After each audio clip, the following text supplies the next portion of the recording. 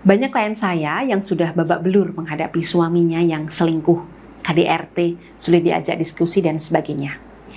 Mereka mengalami mental yang porak-poranda. Tapi uniknya, istri model begini tetap memilih bertahan.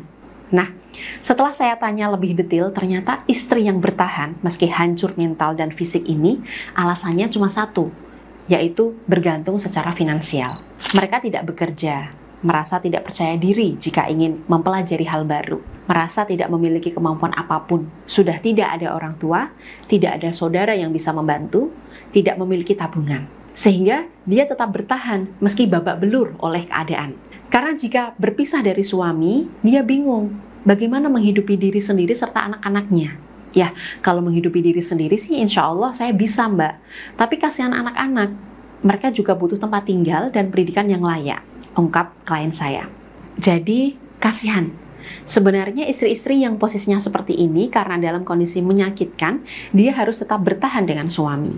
Nah, kira-kira Bu, kalau saya ajarkan bagaimana cara membuat suami bergantung pada ibu sehingga meskipun kondisinya menyakitkan, suami tetap memilih bertahan dan enggan menduakan ibu mau nggak? Ada Bu, cara untuk membuat suami bergantung pada ibu sehingga suami insya Allah akan selalu memilih ibu dan enggan selingkuh. Nah, caranya sendiri akan saya bahas pada kesempatan kali ini. Tapi sebelum itu, saya mau sharing dulu info penting terkait kondisi aura ibu. Jadi Bu, di sekeliling tubuh ibu itu ada energi yang bergetar, dan saya menyebut itu sebagai aura. Aura ini bisa negatif, bisa positif, bisa kuat, bisa lemah. Nah, ketika kondisi aura kita negatif dan lemah, maka hal yang tertarik ke dalam diri kita juga sesuatu yang sefrekuensi, yakni hal yang negatif dan lemah. Seperti ketidakberuntungan, bertemu dengan orang yang membawa sial, merugikan, pikiran rasanya sumpek, sulit konsentrasi, dan sulit menemukan solusi yang tepat. Aura kita sendiri bisa negatif dan lemah. Ini disebabkan oleh banyak hal, khususnya ketika kita sering merasa iri dan dengki terhadap nikmat orang lain. Sering nangis, marah, uring-uringan, sulit mengontrol emosi, dan mohon maaf, bukan suuzon, tapi mungkin juga kita ada kiriman dari orang lain yang tidak menyukai kita. Nah, dalam kondisi aura kita yang negatif dan lemah seperti ini, maka kita perlu ikhtiar melalui buka aura. Dalam proses buka aura, medan energi di seluruh area tubuh akan dinetralkan, dibersihkan, dan dikuatkan. Sehingga insya Allah, kinerja getaran energi akan membaik dan mampu menarik beragam keberuntungan dalam hidup sesuai apa yang ibu undang atau sesuai dengan apa yang menjadi getaran dari tubuh ibu. Nah, saat kondisi aura ibu sudah bagus, melalui proses buka aura tadi, selanjutnya ibu bisa mendekati suami. Minta tolong, minta diperhatikan dengan cara yang manis dan manja, rendahkan nada suara ibu. Kalau suami masih belum respon, bisa dekati. Berikan sentuhan fisik, lalu ulangi lagi permintaan ibu. Apalagi kondisi aura ibu sudah bagus, insya Allah. Nanti akan lebih mudah melunakkan hati suami. Nah, di tempat saya sendiri, banyak klien saya yang mengikuti layanan buka aura. Baik itu buka aura langsung datang ke kantor saya, di kantor Samara, Kudus, Jawa Tengah.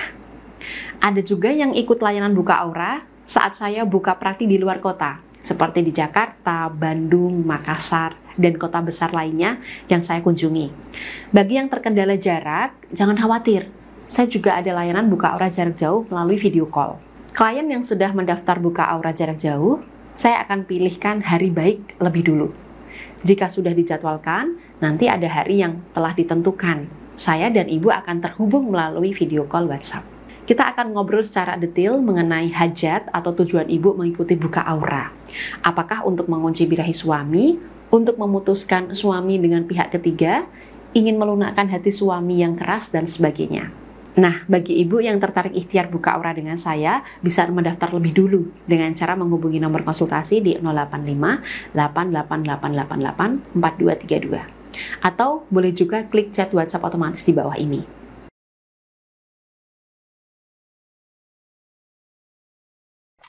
Selain ikhtiar spiritual melalui layanan buka aura, ibu juga bisa ikhtiar lahiriah dengan cara membuat suami bergantung.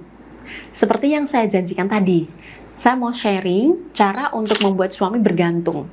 Sehingga insya Allah, dalam kondisi apapun, dia tetap ingin bertahan dan bersama ibu.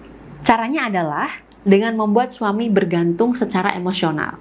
Contoh, di awal video tadi ada seorang istri yang bergantung secara finansial pada suami. Sekarang, ibu harus bisa membuat suami bergantung secara emosional, sehingga dia haus akan perhatian dan kepedulian ibu, sehingga enggan menduakan ibu.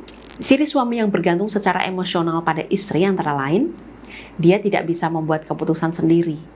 Harus ngobrol dulu dengan ibu dan meminta pendapat ibu. Dia harus mendapatkan perhatian dari ibu untuk membuat dia merasa baik-baik saja. Dia takut ditolak ibu, sehingga jika ada masalah, dia selalu menghindar, tidak mau membahas, tidak mau menyalahkan ibu, enggan menunjukkan dirinya benar, sehingga tidak membuat ibu marah dan konflik dengannya. Dia takut sendirian dan seringkali merasa tidak nyaman jika ibu meninggalkan suami dalam waktu lama.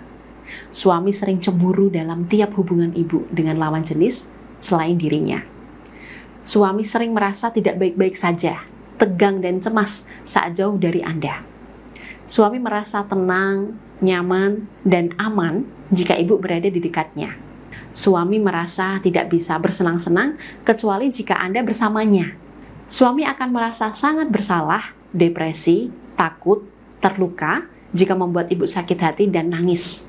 Nah, kira-kira Bu, dari 9 ciri ini, apakah sudah ibu rasakan dalam diri suami? Atau justru sebaliknya, Mbak, saya yang justru sering bersikap demikian kepada suami. Jika benar seperti itu, artinya ibu yang bergantung secara emosional dengan suami. Lalu bagaimana caranya, Mbak, agar suami bisa bergantung emosional seperti ini pada saya?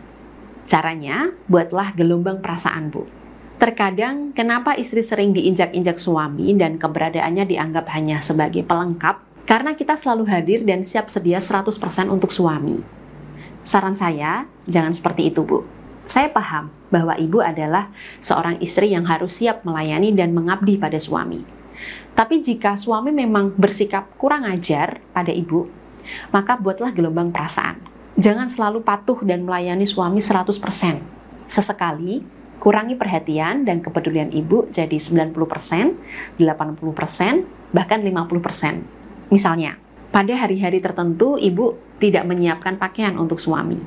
Izinkan suami pilih bajunya sendiri, lalu katakan, aku ingin kamu cari baju yang kamu suka sendiri, Mas. Kita ngomongnya tetap lembut ke suami, tapi perlakuan manis kita dikurangi sedikit demi sedikit. Kemudian, jika ada hari di mana ibu selalu ngobrol, cerita, terbuka panjang lebar tiap suami pulang dari kantor, sesekali jangan ngobrol, Bu. Diam saja sampai ditanya suami atau cerita sedikit saja. Dan jangan terlalu antusias seperti biasanya. Kadang kita manja, kadang kita tangguh. Kadang kita minta bantuan, kadang kita kerjakan semuanya sendiri. Kadang kita perhatian, kadang kita cuekin suami. Kadang kita lemah dan mengeluh ke suami, kadang kita pendam sendiri dan pura-pura sok kuat. Kadang Anda baik, kadang Anda jahat dan jutek. Intinya, ciptakan gelombang perasaan. Jangan jadi istri yang selalu patuh, mengabdi, dan melayani. Karena itu membosankan bagi suami. Ingat, gelombang perasaan ini membuat suami tertantang untuk menaklukkan emosi Anda, Bu. Sehingga dia tidak jenuh, hidup dengan Anda bahkan nagih serta bergantung secara emosional. Jadi, Bu, ikhtiar dalam menjaga keharmonisan rumah tangga itu, menurut saya, harus komplit lahir dan batin. Bukannya hanya menerapkan tips lahiriah dari saya. Tapi, saya juga menyarankan pada ibu untuk mengikuti layanan buka aura seperti yang saya jelaskan di awal. Sehingga insya Allah, ikhtiar lahir batin ini bisa mempercepat hajat ibu.